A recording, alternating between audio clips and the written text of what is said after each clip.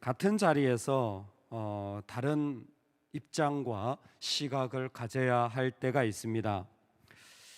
사실 같은 문제를 가지고 두 사람이 전혀 다른 이야기를 나누는 경우도 많고, 또 전혀 다른 관점과 다른 이야기로 듣는 경우도 있습니다. 심리적으로는 모든 사람은 다 편집합니다. 모든 사람은 다 편집합니다. 다 각자 편리한 대로 듣고 다 각자 편리한 대로 이해합니다. 그래서 사실 같은 내용을 문자 그대로 줘도, 책을 읽어도, 또 그것이 공정을 받았다고 할지라도 사람의 관점은, 법의 해석이 또 다 다른 것이 사실입니다. 그만큼 우리 삶에는 다양한 입장들이 일어나게 됩니다. 몽골의 벌러르라는 소녀가 크리스찬으로서 살아가는데, 이 자매의 자업이 뭐냐면 집에서 소를 이렇게 치는 거예요. 소위 말해서 그냥 소를 기르는 거죠. 어느 날 소를 기르는데 밖에 나가서 소를 그냥 풀 뜯어놓고 이렇게 있는데, 잠깐 방심한 틈에 보니까 소가 사라진 거예요. 소 한 마리가 전 재산과 같은 때인데 소를 잃어버려서 이 소녀는 대단히 당황스러워합니다. 그런데 그때 마침 소를 잃어버렸는데 예배 시간이 다가온 거예요. 자, 소를 찾으러 갈까요? 예배 드리러 가야 할까요? 소를 찾으러 갈까요? 예배를 드리러 가야 할까요? 참 쉽지 않은 문제죠. 예배를 이번 주에 드린다고 할지라도 소를 잃어버리면 아마 그 다음 주부터는 죽어도 교회는 못 나가게 할 겁니다. 부모님이. 그렇다고 소 찾다가 또 예배를 안 드리기는 또 뭔가 또 마음이 또 걸리는 거예요. 참 우리 마음에 우리를 힘들게 하는 일들이 많습니다. 이스라엘을 괴롭게 하는 자예요. 야, 아합하고 엘리야하고 만나는데 말이죠, 둘이 똑같은 말을 해요. 아합이 엘리야에게, 엘리야가 아합에게 당신이 이스라엘을 힘들게 하는 사람이다. 당신 때문에 힘들다. 당신 때문에 이런 어려움이 생겼다. 아합은 이런 모든 기근과 그리고 이스라엘이 이렇게 지금 3년이나 어려움을 겪는 이유가 바로 엘리야 당신 때문이다 라고 얘기하는 거고, 엘리야는 무슨 얘기냐, 당신 때문이지, 당신이 이스라엘을 괴롭게 하는 것이지 라고 말하는 것입니다. 사실 아합은 엘리야를 볼 때마다 아마 이런 느낌을 가졌는 것 같아요. 여러분 기억하세요? 여호수아가 정복 전쟁을 치르는데 조그만 아이성을 정복하지 못했어요. 이해가 안 됐습니다. 근데 나중에 뚜껑을 열어보니까 왜 그랬죠? 아간이라는 사람이 시날산의 아름다운 외투와 그리고 금과 은과 자기 몫을 딱 챙겨놓은 거예요. 그렇죠? 그것 때문에 이스라엘 전체가 망하게 되었어요. 그래서 그 아간을 돌로 쳐 죽여서 골짜기가 되었잖아요. 이스라엘을 괴롭게 한다고 했을 때 이 아합의 표현이 무엇이냐면 괴롭게 하는 자, 아간과 같은 사람이라고 표현한 겁니다. 그러니까 엘리야를 생각할 때마다 이 인간이야, 아간이야, 아간. 이 인간만 없으면 내가 정말 아무런 문제가 없을 텐데, 이 사람만 이러지 않았으면 내가 정말 기쁘게 신앙생활 할 텐데, 내가 이 사람만 만나지 않았으면 내 결혼 생활이 달라졌을 텐데, 네가 아간이야, 네가. 아합은 그렇게 생각하고 있는 거예요. 그래서 괴롭게 한다는 말을 그 아간에서부터 가지고 와가지고 그대로 투사합니다. 여러분 분위기를 아시겠죠? 엘리야를 볼 때마다 얼마나 짜증나고 싫고 원망스러웠겠어요. 얼마나 마음에서 그 쓴물이 올라왔겠습니까? 이런 말할 수가 없었을 거예요. 근데 엘리야는 무슨 얘기를 하니? 왜 내 잘못이니? 네가 하나님을 버리고 바알을 섬긴 게 문제지. 이런 이슈를 가지고 두 사람이 싸우게 되어집니다. 사실 문제가 생길 때마다 여러분 서로의 입장 차이를 줄이는 것은 결코 쉬운 일이 아닙니다. 그런데 오늘 이 일들을 보면서 정말 누가 문제일까라는 부분은 우리가 좀 구별할 수 있을 것 같습니다. 적어도 엘리야와 아합의 이러한 이스라엘을 괴롭게 하는 자가 너다라는 말들을 서로가 내뱉는데, 이 내뱉는 말들을 통하여 우리는 정말 누가 어떤 이유 때문에 문제인지를 조금은 살펴갈 수 있을 것 같습니다.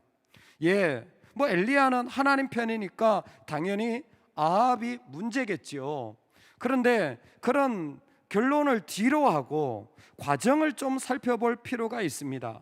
여러분, 어떤 문제가 생겼을 때 똑같은 말이지만 먼저 이 세계관이라고 하죠. 그 사람을 가지고 있는 프레임이 분명히 있습니다. 우리 각자다 각자의 시각으로 보는 거예요.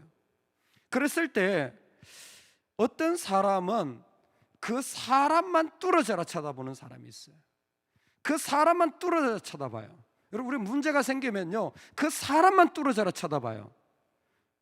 그 사람만 뚫어져라 쳐다보는 사람이 문제입니다. 내가 저 사람만 쳐다보면서 저 사람이 이런 문제인데 라고 생각한다면 그건 내가 잘못된 거예요. 그건 내가 지금 문제가 있는 겁니다. 그런데 어떤 문제를 바라봤을 때 하나님을 뚫어져라 쳐다보는 사람이 있습니다. 여러분, 이 두 가지를 잘 구별하셔야 돼요. 하나님을 뚫어져라 쳐다보시기를 바랍니다. 어떤 문제가 생겼을 때 사람을 뚫어져라 쳐다본다면 그 이유가 아무리 합당하다고 할지라도 100번 오라도 100번 다 틀립니다. 100번 다 결코 옳지 않습니다. 그 사람 때문에 내가 무엇인가 문제가 생겼다고 말한다면 그건 절대 크리스찬이 아니에요. 크리스찬은 문제가 생겼을 때 하나님을 뚫어져라 쳐다봐야 됩니다. 할렐루야. 여러분, 이게 우리한테 의외로 훈련이 안 돼 있는, 우리가 정말 믿음이 없어요. 그래서 어떤 문제가 닥치고 어려움이 닥치면요, 계속 사람을 곱씹어요. 그 사람의 어떤 말을 곱씹어요. 그 사람의 어떤 상황을 곱씹어요. 그 사람은 뚫어져라 쳐다보면서 우리도 은근히 네가 아간이다, 네가 네 때문에 내가 힘들어 죽겠다, 왜 나한테 이러냐, 이런 생각만 빠지는 거예요. 근데 하나님은 오늘 이 일들을 어디로 데려가냐면 갈멜로 데려갑니다. 엘리야가 그래? 그럼 갈멜에서 만나자. 이게 참 재미있습니다. 이 갈멜은 예전에 솔로몬이 그 땅을 백향목을 넣고 줬던 가불 땅 그 경계선상에 있어요. 즉 두로와 시돈 그리고 이스라엘 바로 경계선상에 있는 곳이 이 갈멜입니다. 예루살렘에서 말할 것도 없이 떨어졌거니와 바알도 갈멜이 내 거야, 이스라엘도 갈멜은 내 거야 라는 딱 그 경계선상에 있는 겁니다. 즉 경계선상에 있다라는 것은 두 영역 다 진짜 갈멜의 진정한 주인이 누구냐라는 것을 현장에서 판가름하는 것입니다. 참 이게 지혜로운 것 같습니다. 어떻게 보면 갈멜의 주인이 누구이냐라는 것으로 누가 문제냐라는 것을 한 번 더 본질적으로 그들은 살펴보게 되는 것입니다. 지금 갈멜의 주인이 누구냐라는 것은 이스라엘 백성들 가운데 정말 그들은 만약 갈멜의 주인이 아합이라면 아합한테 모든 책임을 그리고 모든 순종을 가해야 하는 것이고, 바알은 물론이거니와 갈멜의 주인이 하나님이라면 그들은 하나님에게 순종하고 하나님에게 책임을 다해야 되는 존재로 세워진다라는 것입니다. 여러분, 이 문제와 이 삶과 이 자리의 주인은 누구이십니까? 내 마음에 문제가 생긴다면요, 첫 번째는 내가 누구를 쳐다보고 있는가? 누구를 쳐다보고 있는가? 이게 첫 번째 중요한 이슈고, 두 번째는 그 안에서 진짜 이 문제와 이 어려움의 주인은 누구인가라는 것을 분명히 고백해야 합니다. 주인에 대한 고백을 여기에서 엘리야는 하나님이 주인이시죠. 그런데 이 바알 선지자 450명과 아세라 예언자 400명을 모아서 직접 대결을 펼친다라는 것은 하나님이 주인이신데 내가 책임지겠습니다라는 거예요. 즉 주인이 누구냐에 따라 누가 책임질 것인가가 달라진 거예요. 여러분, 하나님이 주인이십니다. 할렐루야. 그러면 하나님이 주인이실 때 내가 해야 될 책임을 다 했는가 물어봐야 되는 거예요. 내가 해야 될 책임을 다 했는가? 하나님이 주인이시라면 정말 내가 해야 될 몫을 하나님께 온전히 다 하고 있는가? 이 자리를 물어봐야 되는 것입니다. 그렇게 나니까 누가 괴롭게 하느냐 문제가 서서히 본질적인 모습으로 드러나는 것이죠. 진짜 누가 괴롭게 하는 자인지 그 안에 그 모양이 드러나는 거예요. 왜? 마음의 모양이 하나님 앞에 내가 죽어도 책임을 다하려고 하는 사람이 있어요. 여러분, 그 사람이 진짜 하나님의 사람인 거예요. 진짜 그곳에서 하나님 앞에 넘어지려고 하는 사람이 있어요. 그 사람이 진짜 하나님의 사람인 거예요.